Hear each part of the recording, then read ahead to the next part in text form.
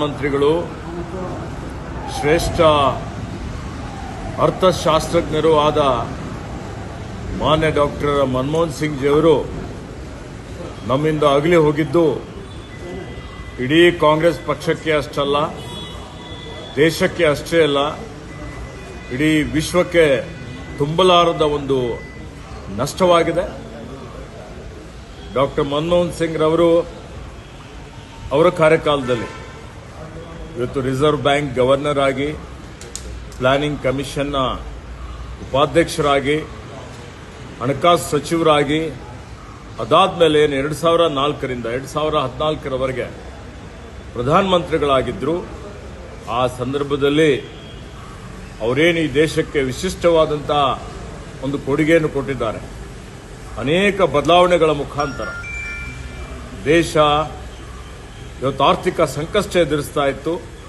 ಆ ಸಂಕಷ್ಟ ಎದುರಿಸ್ತಾ ಇರತಕ್ಕಂಥ ಸಂದರ್ಭದಲ್ಲಿ ಇವತ್ತು ಉದಾರೀಕರಣ, ಜಾಗತೀಕರಣ, ಖಾಸಗೀಕರಣದ ಮುಖಾಂತರ ದೇಶದ ಆರ್ಥಿಕತೆಯನ್ನು ಸುಧಾರಣೆ ಮಾಡಿ ಈ ರಾಷ್ಟ್ರವನ್ನು ಮುನ್ನಡೆಸಿದಂಥ ಕೀರ್ತಿ ಡಾಕ್ಟರ್ ಮನಮೋಹನ್ ಸಿಂಗ್ ಅವರಿಗೆ ಸಲ್ತದೆ.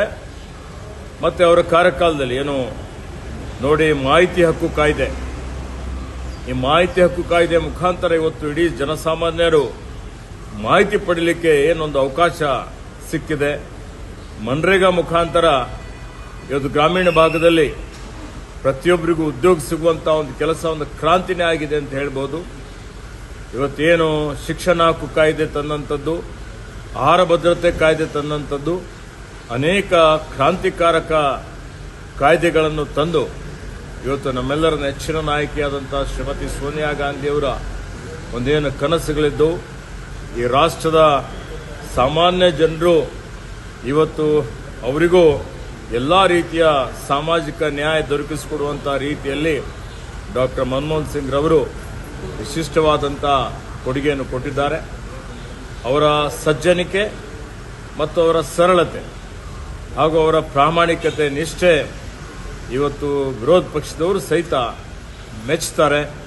ಹೀಗಾಗಿ ಆ ಭಗವಂತನು ಅವರ ಆತ್ಮಕ್ಕೆ ಶಾಂತಿ ಕೊಡಲಿ ಮತ್ತು ಅವರ ಅಗಲುವಿಕೆ ತಡೆಕೊಳ್ಳಲಿಕ್ಕೆ ಅವರ ಅಭಿಮಾನಿಗಳಿಗೆ, ಅವರ ಪರಿವಾರದವರಿಗೆ ಶಕ್ತಿ ಕೊಡಲಿ ಅಂತ ಹೇಳಿ ಭಗವಂತನಲ್ಲಿ ಪ್ರಾರ್ಥನೆ ಮಾಡಿಕೊಂಡು ಅವರಿಗೆ ನಾನು ಶ್ರದ್ಧಾಂಜಲಿಯನ್ನು ಅರ್ಪಿಸುತ್ತೇನೆ.